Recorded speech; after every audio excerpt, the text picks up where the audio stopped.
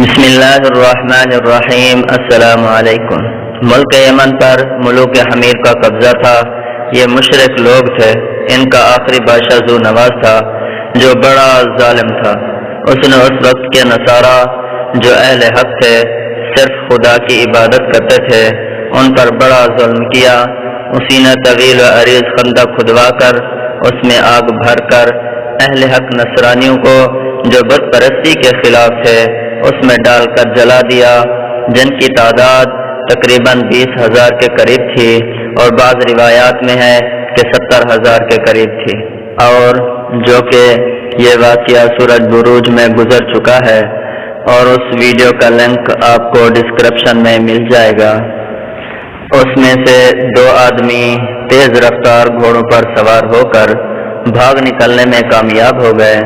وہ کیسر ملک شام کے پاس گئے اور فریاد کی، ذو نواز کے مظالم بیان کیے۔ اس نے بادشاہ حبشہ کو خط لکھا کہ تم اس ظالم سے ظلم کا انتقام لو۔ اس نے اپنا عظیم لشکر 2 کمانڈر اربات اور ابرہ کی قیادت میں یمن روانہ کیا۔ اس نے بھرپور حملہ کر کے یمن کو قوم حمیر کے قبضے سے آزاد کرا لیا۔ ذو نواز بھاگ کر دریا میں کود گیا اور گھوڑے سمیت غرق ہو گیا۔ پھر اربات اور ابرہ کی باہمی جنگ شروع ہو گئی۔ اربات قتل ہو گیا۔ ابرہ ملک یمن کا گورنر بن گیا۔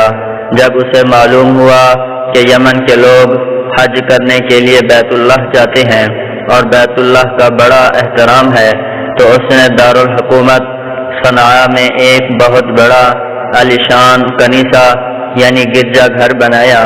کی بلندی اتنا زیادہ تھی کہ اس کی چوٹی پر نیچے کھڑا ہوا آدمی نظر نہیں ڈال سکتا تھا۔ پھر اس کو سونا، چاندی، جواہرات کے ساتھ تیار کیا، اس پر لگایا۔ اس کنیسہ کی نظیر دنیا میں نہ تھی۔ یہ اس نے اس لیے تعمیر کیا تاکہ عرب لوگ اس کی شان و شوکت سے مرعوب ہو کر کعبہ کی بجائے اس کی طرف متوجہ ہو جائیں اور اسی کا طواف کریں۔ لیکن عرب میں اگرچہ بت پرستی اور شرک غالب آ گئے تھے، مگر اس کے باوجود ان کے دلوں میں دین ابراہیم علیہ السلام اور کعبۃ اللہ کی عظمت و محبت پیوست تھی۔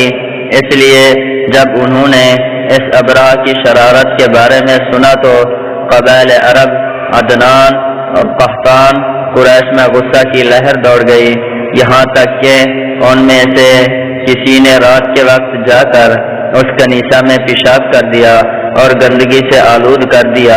بعض روایات کے مطابق کوئی مسافر قبیلہ رات کے وقت کنیسہ کے پاس آ کر ٹھہرا اور آگ جلائی، اور آگ کنیسہ میں لگ گئی، جس سے اس کو سخت نقصان پہنچا۔ ابرہ کو اطلاع دی گئی اور یہ بھی بتلایا گیا کہ یہ کام کسی قریشی نے کیا ہے۔ وہ آگ بگولا ہو گیا اور اس نے قسم کھائی کہ میں بدلہ لوں گا، اور بدلہ بھی اس طرح کہ ان کے کعبہ کی اینٹ سے اینٹ بجا دوں گا۔ ابرہ نے تیاری شروع کر دی اور اپنے بادشاہ حبشہ سے اجازت مانگی۔ اس نے نہ صرف اجازت دی بلکہ اپنا خاص ہاتھی عظیم الشان، جس کی کوئی نظیر نہیں پائی جاتی تھی، جس کا نام محمود تھا، وہ بھی ابرہ کے حوالے کیا تاکہ اس پر سوار ہو کر کعبۃ اللہ پر حملہ کرے۔ اس کے علاوہ 8 ہاتھی اور بھی روانہ کیے تاکہ کعبۃ اللہ کے گرانے میں ان سے مدد لی جائے، اور منصوبہ یہ تھا کہ بیت اللہ کے ستونوں میں لوہے کی مضبوط اور طویل زنجیریں باندھ کر ان زنجیروں کو ہاتھیوں کی گردنوں میں ڈال دیا جائے، پھر ہاتھیوں کو دوڑایا جائے تو نعوذ باللہ سارا کعبہ فوراً ہی زمین پر آ گرے گا۔ عرب میں جب اس حملے کی خبر پہنچی تو سارا عرب مشتعل ہو گیا اور مقابلہ کے لیے تیار ہو گیا۔ خود یمن میں رہنے والے عرب حضرات زونفر نامی شخص کی قیادت میں مقابلہ کے لیے تیار ہو گئے اور اس کے لشکر سے جنگ کی، مگر شکست کھا گئے۔ زونفر خود قید ہو گیا۔ پھر آگے روانہ ہوا تو قبیلہ خثام کے لوگ اپنے سردار نفیل بن حبیب کی قیادت میں مقابلہ پر آ گئے، وہ بھی شکست کھا گئے۔ نفیل کو بھی قید کر لیا گیا۔ جب یہ لشکر طائف کے قریب پہنچا تو قبیلہ ثقیف نے مقابلہ نہ کرنے کا فیصلہ کیا، کیونکہ وہ ابرہ کی فتح کے واقعات سن چکے تھے انہوں نے ابرا سے طے کر لیا کہ آپ ہمارے بت خانے کو نہ چھیڑیں، ہم آپ کا تعاون کریں گے، بلکہ تمہاری رہنمائی کے لیے اپنا ایک سردار ابو رغال تمہارے ساتھ بھیج دیتے ہیں۔ ابرہہ اس پر راضی ہو گیا۔ یہ لشکر چلتا ہوا مکہ مکرمہ کے قریب ایک مقام مغمس پر پہنچ گیا۔ وہاں جا کر اس نے پڑاؤ کیا۔ وہاں قریش مکہ کے اونٹ چر رہے تھے۔ ابرہہ کے لشکر نے سب سے پہلے ان پر حملہ کر کے ان کو پکڑ لیا۔ ان میں سے 200 اونٹ قریش کے سردار رسول اللہ صلی اللہ علیہ وسلم کے جد امجد یعنی حضرت محمد صلی اللہ علیہ وسلم کے دادا عبد المطلب کے تھے۔ اس کے بعد ابرہہ نے اپنا ایک سفیر یعنی نمائندہ حناطہ حمیری شہر مکہ بھیجا کہ وہ قریش کے سرداروں کو کہے کہ ہم جنگ کرنے کے لیے نہیں آئے، بلکہ ہمارا مقصد کعبہ کو گرانا ہے۔ اگر آپ رکاوٹ نہ بنے تو ہم تمہیں کوئی نقصان نہ پہنچائیں گے۔ حناطہ جب شہر میں داخل ہوا تو سب نے اس کو عبد المطلب کے پاس جانے کا مشورہ دیا کہ ہمارے بڑے سردار وہی ہیں۔ حناطہ عبد المطلب کے پاس پہنچا اور ابرہہ کا پیغام دیا۔ عبد المطلب نے یہ جواب دیا کہ ہم بھی ابرہہ سے جنگ کا ارادہ نہیں رکھتے اور نہ ہمارے پاس اس کے مقابلہ کرنے کی طاقت ہے، البتہ میں یہ بات بتا دیتا ہوں کہ یہ اللہ کا گھر ہے اور اس کے خلیل ابراہیم علیہ السلام کا بنایا ہوا ہے، وہ خود اس کی حفاظت کا ذمہ دار ہے، اور اگر تم اللہ سے مقابلہ کرنا چاہتے ہو تو بے شک کر لو، پھر دیکھ لینا خدا تمہارے ساتھ کیا معاملہ کرتا ہے۔ حناطہ نے عبد المطلب سے کہا تو آپ میرے ساتھ چلیں، میں ابرہہ سے آپ کی ملاقات کرا دیتا ہوں۔ عبد المطلب جب ابرہہ کے پاس پہنچے، چونکہ عبد المطلب بڑے قد آور اور نہایت خوبرو نوجوان تھے، تو ابرہہ آپ کو دیکھتے ہی اپنے تخت سے نیچے اتر کر بیٹھ گیا اور عبد المطلب کو اپنے برابر بٹھایا۔ پھر اپنے ترجمان کے ذریعے سے پوچھا کہ کس غرض سے آئی ہو؟ آپ نے کہا میری ضرورت تو صرف اتنی ہے کہ میرے اونٹ واپس کر دیں۔ ابرہہ نے کہا جب اولاً میں نے آپ کو دیکھا تو میرے دل میں آپ کا بڑا احترام اور عزت ہوئی، مگر آپ کی یہ گفتگو سن کر سارا احترام ختم ہو گیا۔ وجہ یہ ہے کہ میں آپ کا کعبہ جو تمہارا مرکز ہے گرانے کے لیے آیا ہوں۔ آپ نے اس کے متعلق کوئی گفتگو نہیں فرمائی، بس اپنے اونٹوں کے متعلق بات کی ہے۔ خواجہ عبد المطلب نے عجیب جواب دیا کہ اصل بات یہ ہے کہ اونٹوں کا مالک تو ہوں میں، اس لیے مجھے ان کی فکر ہوئی، ان کا مطالبہ کیا، باقی رہا کعبۃ اللہ، اس کا مالک ایک عظیم ہستی ہے، وہ اپنے گھر کی خوب حفاظت کر سکتا ہے۔ ابرہہ نے کہا نعوذ باللہ، تمہارا خدا اس کو بھی میرے ہاتھ سے نہ بچا سکے گا۔ عبد المطلب نے کہا پھر تمہیں اختیار ہے، جو چاہو سو کرو۔ ابرہہ نے عبد المطلب کے اونٹ واپس کر دیے۔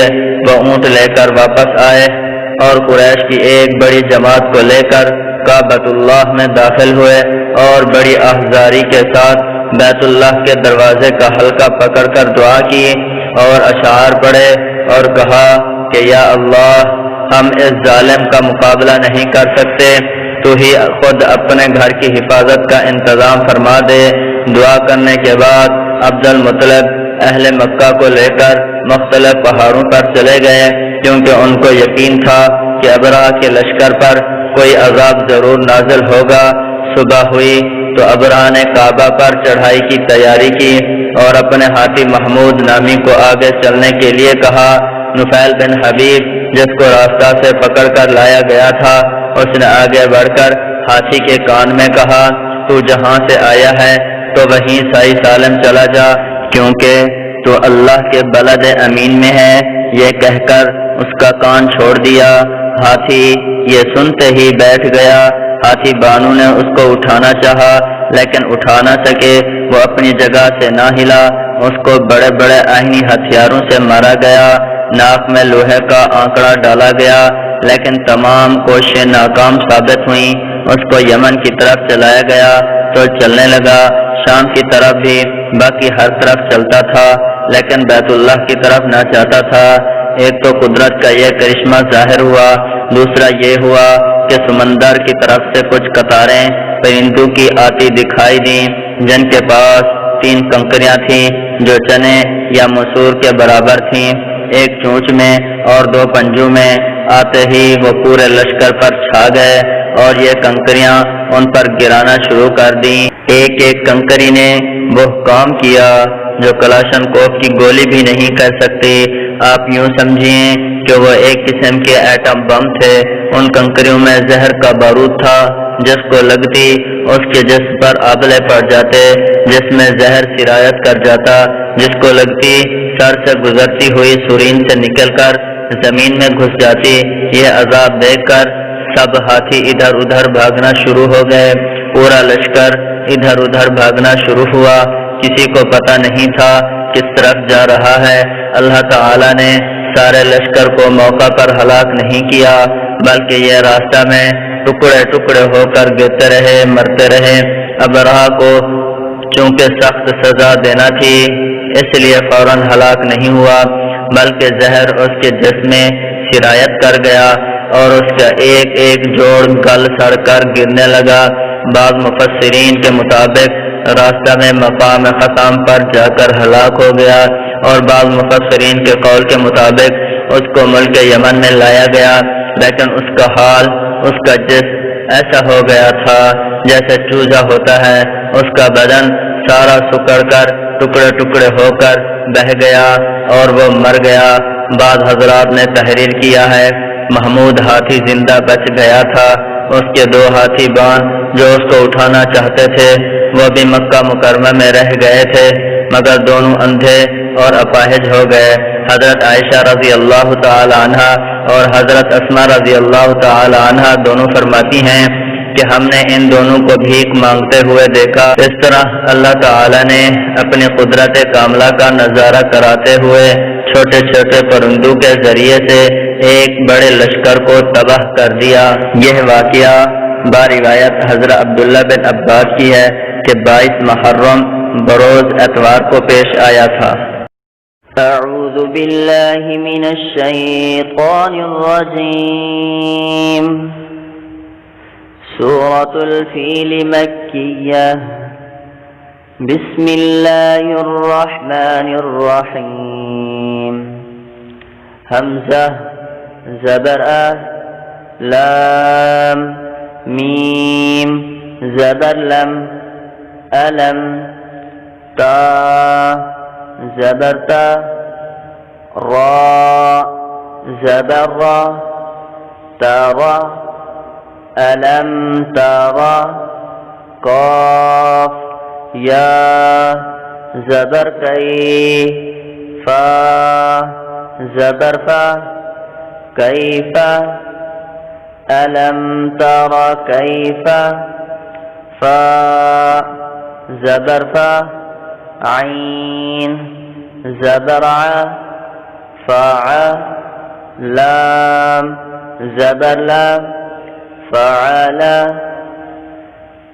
را با زبر رب، با پیش بو، رب، قاف زبر کا، ربک، ألم تر كيف فعل ربك، با زیر بی، حمزہ صاد زبر اصل، بی اص، حا کھڑا زبر حا، بی اصحا، با لام زیر بل، بی اصحابل، فا یا زیر فی، بی اصحاب الفی، لام زیر لی، بی اصحاب الفیل، اگے وقف، ألم تر كيف فعل ربك بأصحاب الفيل،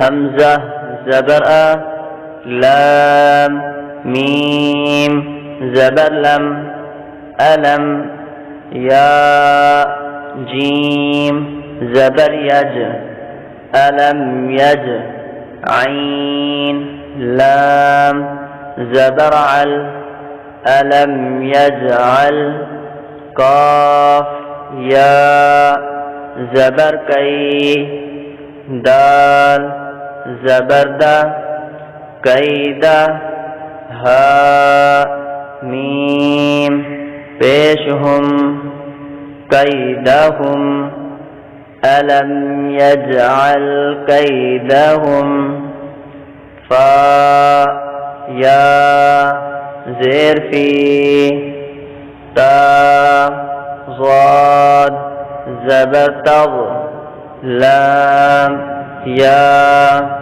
زير لي تضلي لام دو زير لن تضليل أجي وقف ألم يجعل كيدهم في تضليل وزبر و همزة راء زبر أر وأر سين زبر سا وأرسى لام زبر لا وأرسل عين زبر ع لام يا زبر لي علي ها ميم زيرهم وأرسل عليهم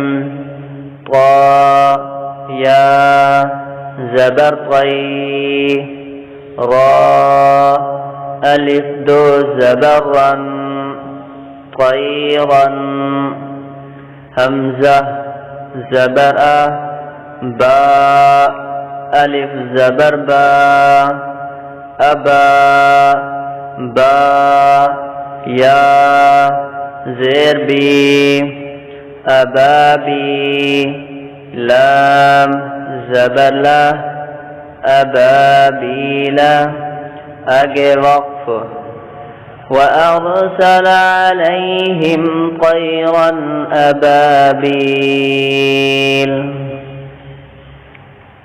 تا را زبتر ميم يا زيرمي ترمي ها ميم زيرهم ترميهم با زير بي حا زرحي بحي جيم ألف زبر جا بحجا را زبر را بحجارة تا ميم دو زفم بحجارة ميم نون زير من بحجارة من سين جيم زير سج جيم يا زير جي سجي لام دو زير لن سجيل أجي وقف ترميهم بحجارة من سجيل فا زبر فا جيم زبر جا فجا عين زبر ع فجع لام زبر لا فجعل ها ميم پیشهم فجعلهم قاف زبر کا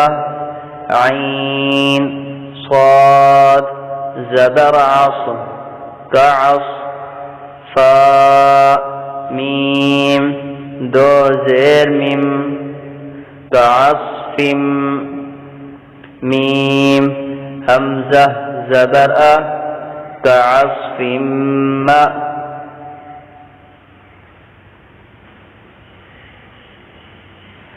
فا زبر فا جيم زبر جا فجا عين زبر ع فجع لام زبر لا فجعل ها ميم پیشهم فجعلهم قاف زبر کا عين صاد زبر عص كعص فا ميم دو زیر فم كعصف ميم همزة زبر قاف و پیشکو كعصف مأکو لام دو زیر لن كعصف مأکول اگے وقف فجعلهم كعصف مأکول صدق الله العظيم.